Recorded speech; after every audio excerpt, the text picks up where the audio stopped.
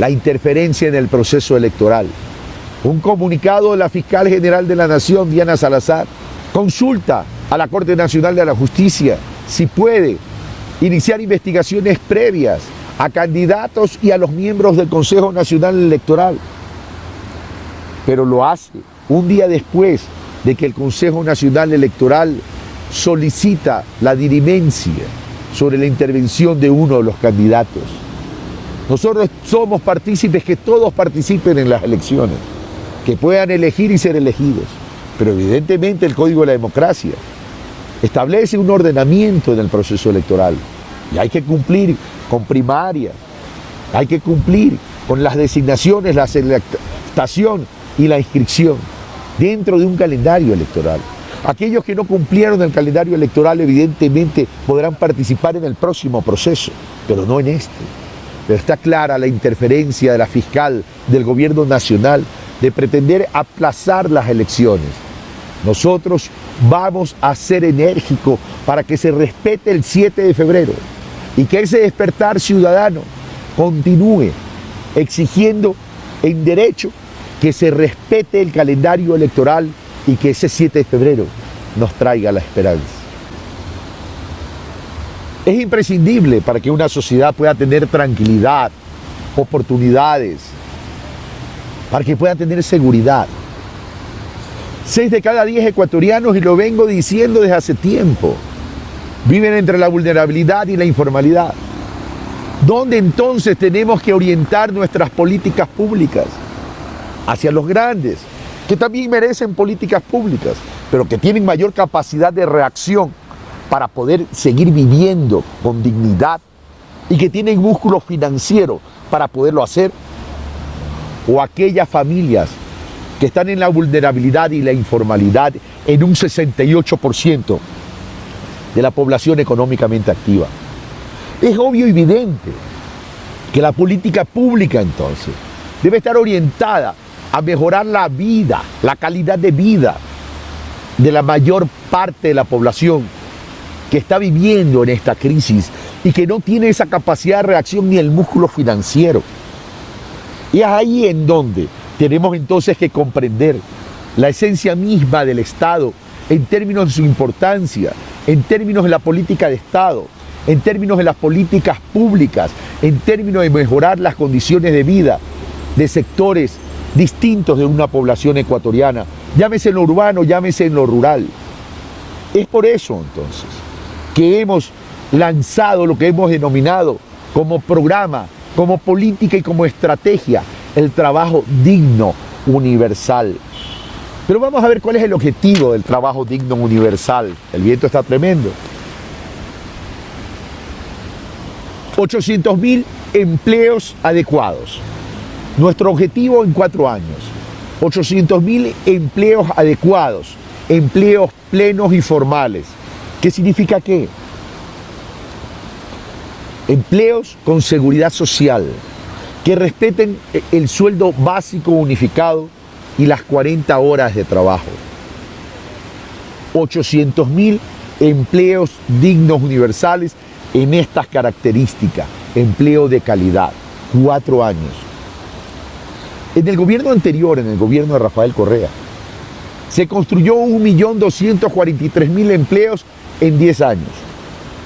Nosotros proponemos 800.000 empleos dignos, universales, formales, adecuados, con seguridad social, respetando el sueldo básico unificado y las 40 horas de trabajo.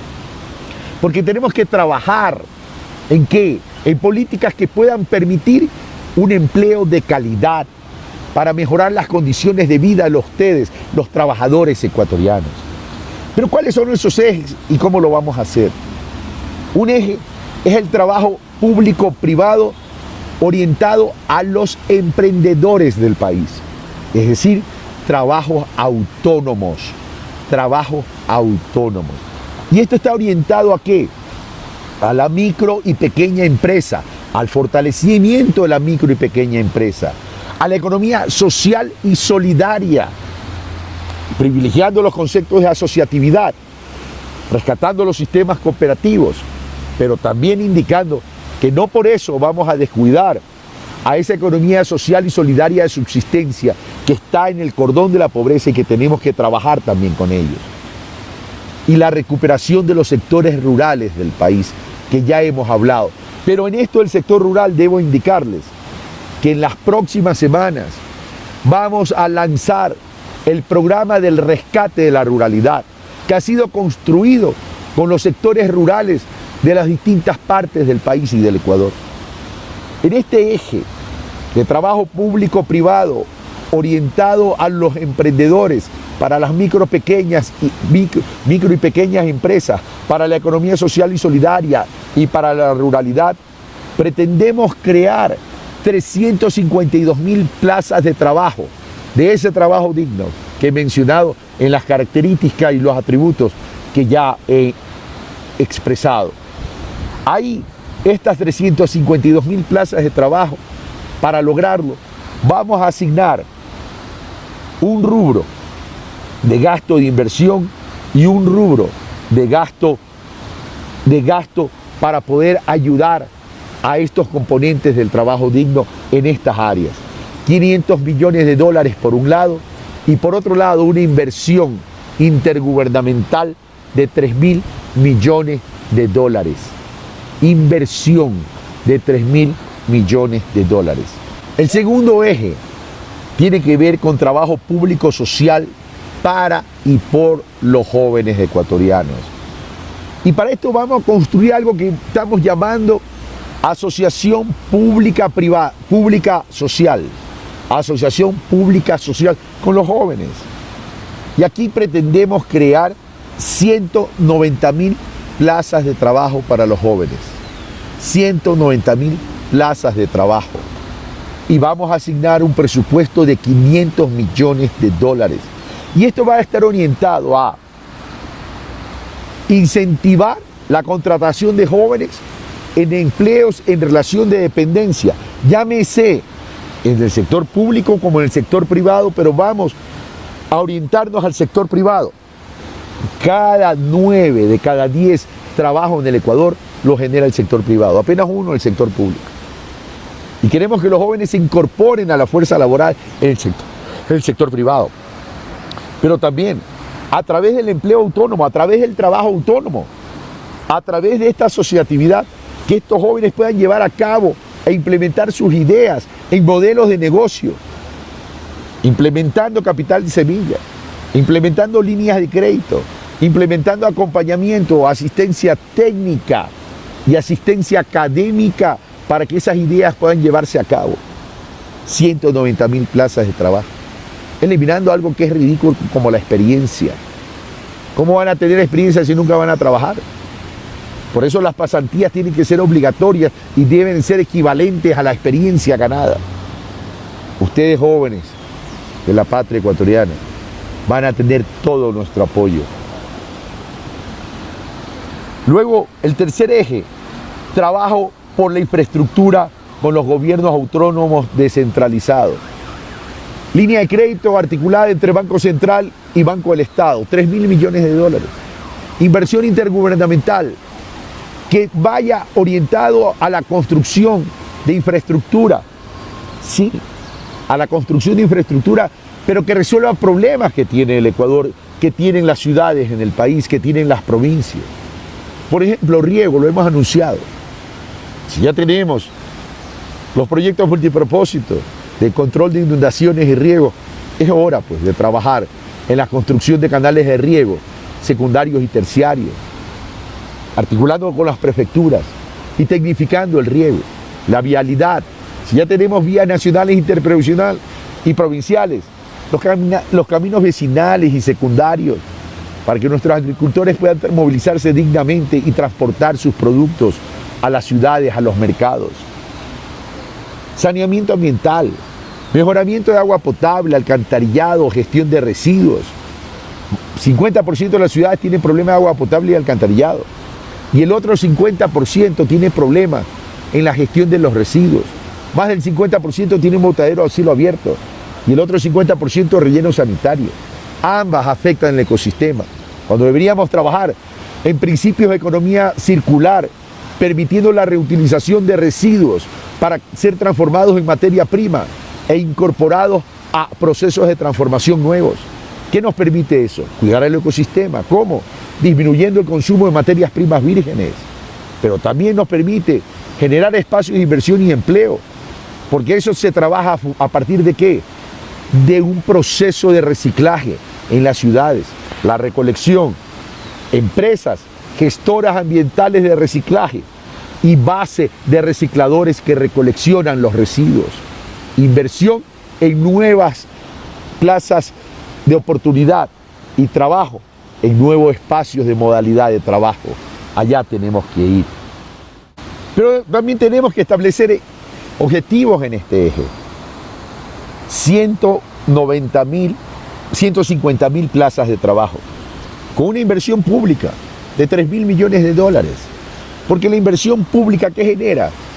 Activación y dinamización de la economía privada. Y ahí está el efecto amplificador, pues.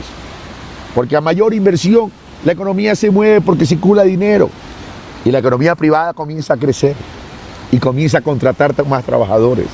Allá tenemos que ir. Trabajo por la innovación del Estado, por la dignidad de un Estado que debe servir. ¿Cuántos operadores de salud, médicos, enfermeros y tecnólogos? ¿Cuántos maestros han sido despedidos? Hay que recontratarlos, pues, por una sencilla razón. Porque la salud pública, porque la educación pública son derechos. Y tenemos que garantizar el acceso. Y estos derechos que se derivan en un servicio público para garantizar el acceso, tienen que crecer conforme crece la población, pues. Si la población crece, la educación y la salud pública no puede disminuir, pues. Es ahí la importancia, entonces, de poder tener que recontratar a médicos, enfermeras, tecnólogos, maestros, profesores. Y evidentemente, optimizar el servicio público para que ustedes, los usuarios de los servicios públicos, puedan tener un servicio de calidad.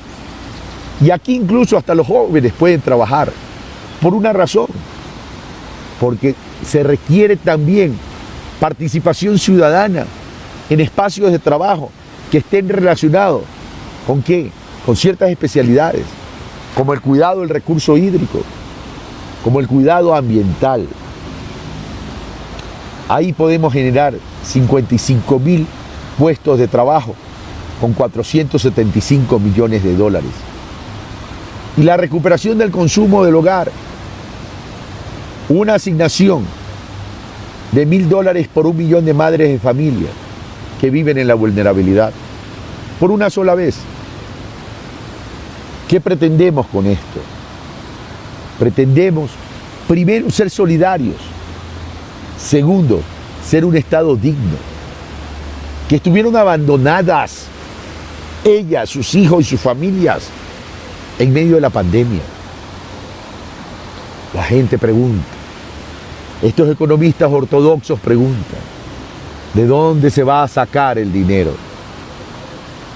¿Y desde cuándo el Ecuador no ha tenido el dinero?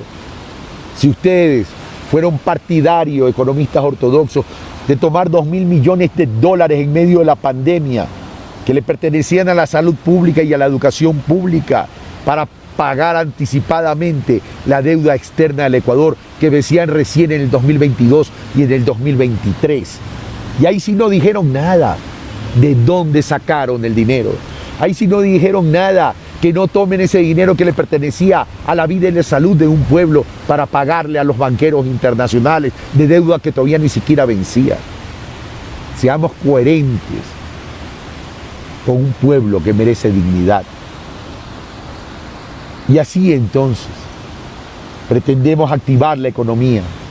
Así entonces pretendemos activar el trabajo digno universal para el desarrollo de nuestro pueblo.